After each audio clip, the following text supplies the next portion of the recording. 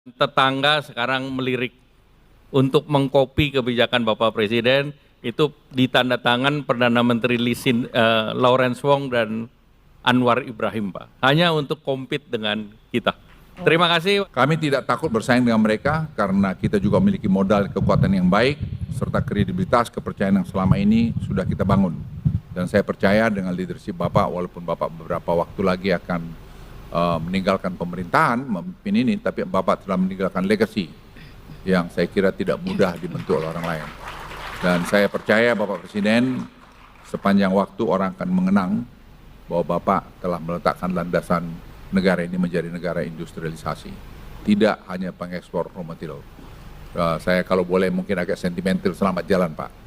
Bapak akan menjadi kenangan yang indah buat Indonesia. Jokowi bagi saya adalah sebuah fenomena di mana ada seorang dengan latar belakang rakyat biasa kemudian bisa menjadi orang nomor satu di republik ini. Ya, tidak semua orang bisa menerima sebuah fenomena itu. Ya, walaupun itu adalah hal yang baik sebenarnya. Nah, maka dari itu propaganda membenci Jokowi pun mulailah digencarkan. Apalagi ini di dunia politik. Dan akhirnya banyak juga yang termakan oleh propaganda tersebut. Jokowi dibilang anak PKI, dibilang kafir, dibilang ibunya nggak jelas, dibilang liberal, juga dibilang ijazah palsu, dibilang Cina dan sebagainya. Sampai saya juga bingung kok bisa ada orang dibilang komunis sekaligus liberal dan sebagainya. Ini bagi saya propaganda bodoh. Iya memang yang disasar adalah orang-orang bodoh. Ya karena kalau orang yang mau bernalar juga tidak mungkin percaya dengan isu-isu seperti itu. Tapi apa boleh tidak, memang pada akhirnya kita harus terima kenyataan bahwa tidak semua orang mampu bernalar. Pembencinya Jokowi selalu mengatakan bahwa sulit sekali memberitahu para pendukung Jokowi karena mereka sudah sedemikian cintanya. Padahal itu sama halnya juga dengan saya, sulitnya memberitahu mereka tentang kebaikan Jokowi. Ya karena mereka sedemikian membencinya. Kan begitu pemirsa. Bukan cuma satu dua negara luar yang memuji Jokowi, banyak pemimpin negara-negara luar sana yang memuji atau kagum kepada beliau atau kepada Pak Jokowi. Tapi tidak dengan rakyat kita sendiri yang sudah kemakan hoax dan tidak mampu bernalar dengan baik. Ya pada dasarnya itu memang sudah risikonya menjadi seorang pemimpin pemirsa. Ya pasti tidak akan mungkin sepenuhnya disukai mereka yang dipimpin oleh seorang pemimpin tersebut. Dari hasil pemilu tahun 2019 bukankah sudah jelas kalau pada suka Jokowi semua. Nyaris Prabowo itu Subianto ya tidak dapat dukungan suara sama sekali. Sebenarnya tidak ada salahnya tidak suka atau tidak setuju dengan orang lain selama alasannya masih jelas dan masuk akal. Ya, tapi masalahnya di sini memang tidak bisa dipungkiri banyak yang bukan lagi levelnya tidak suka, melainkan sudah membenci. Ini yang tidak wajar. Jelas kalau membenci adalah hal yang tidak wajar pemirsa, karena seperti kata pepatah bahwa kebencian itu akan mengarahkan diri kepada kesengsaraan. Makanya tidak heran oposisi yang hanya sebatas membenci ujungnya banyak yang sengsara. Karena mereka benci bukan tidak suka lagi. Kalau cuma tidak suka ya sah-sah saja menurut saya. Tidak suka dengan pilihan orang lain katakanlah. Ini bagian dari demokrasi dan politik. Siapapun kepala negara dunia ini juga saya yakin ada yang juga tidak suka. Karena ini memang sudah kehidupan atau realita kehidupan yang ada. Dan bahkan ini bisa dikatakan hukum alam sudah pemirsa. Dan saya percaya dengan leadership Bapak, walaupun Bapak beberapa waktu lagi akan meninggalkan pemerintahan, memimpin ini, tapi Bapak telah meninggalkan legacy yang saya kira tidak mudah dibentuk oleh orang lain. Dan saya percaya Bapak Presiden sepanjang waktu orang akan mengenang bahwa Bapak telah meletakkan landasan negara ini menjadi negara industrialisasi, tidak hanya pengekspor raw material. Saya kalau boleh mungkin agak sentimental, selamat jalan Pak.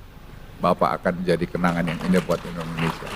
Walaupun masih 2-3 bulan Pak Presiden, tapi saya kira acara penting semacam ini menurut saya sangat, buat saya pribadi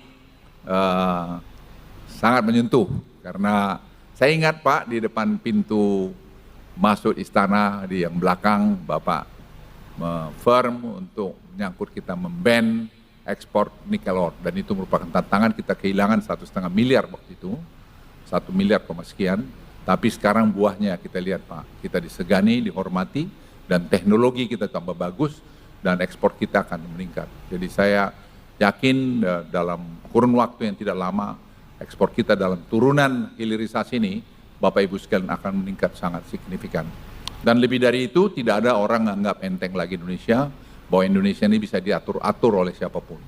Indonesia negara besar, negara yang punya karakter, negara yang bisa mengatakan ya, dan negara yang bisa mengatakan tidak. Oleh karena itu, kita semua pembantu presiden harus betul-betul mengantar semua, mengawal semua aturan-aturan peraturan ini dengan baik. Kita harus menjaga kredibilitas Bapak Presiden yang sudah dibangun selama 10 tahun.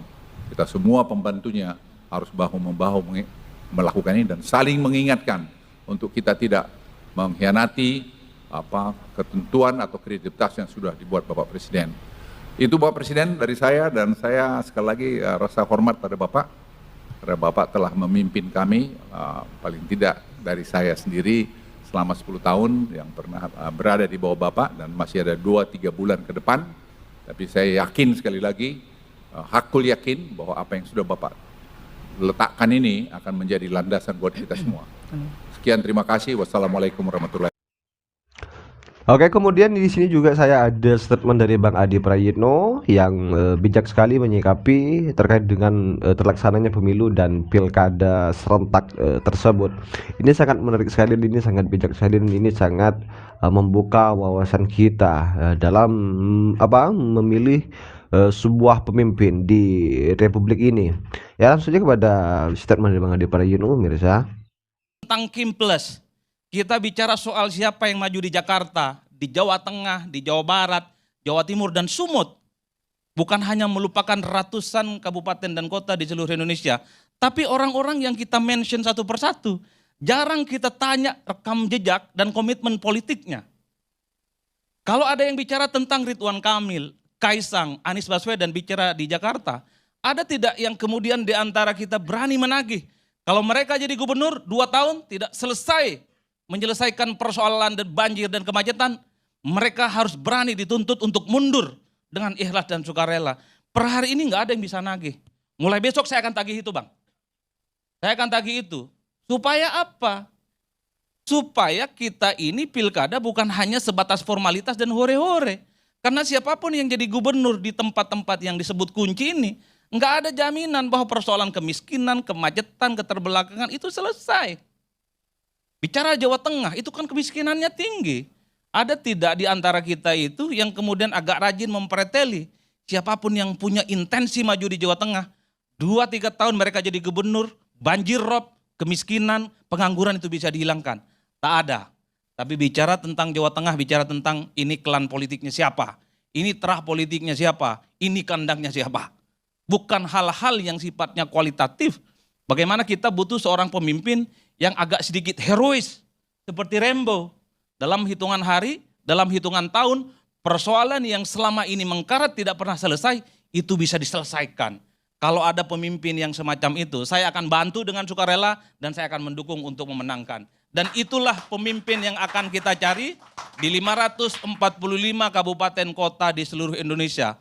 Oleh karena itu, sebagai sebuah footnote dalam pilkada, kali ini mari kita berdiskusi, pilkada itu bukan hanya soal popularitas, bukan hanya soal elektabilitas, bukan soal bagaimana Anda menang, tapi sejauh mana Anda kalau jadi pemimpin, setahun 2 tahun, semua urusan persoalan selesai. Kalau tidak sanggup menyelesaikan itu, sebaiknya Anda tak usah maju. Biar kita aja yang maju jadi pemimpin di negara ini. Terima kasih. Wassalamualaikum warahmatullahi wabarakatuh. Oke, mungkin saya rasa cukup ya pemirsa terkait dengan pembahasan kali ini. Ya, seperti apa komentar kalian, tulis di kolom komentar. Dan kepada pemirsa jangan lupa tekan tombol subscribe-nya juga biar kalian tidak ketinggalan informasi-informasi terbaru dari channel ini. Dan salam demokrasi dan salam NKRI.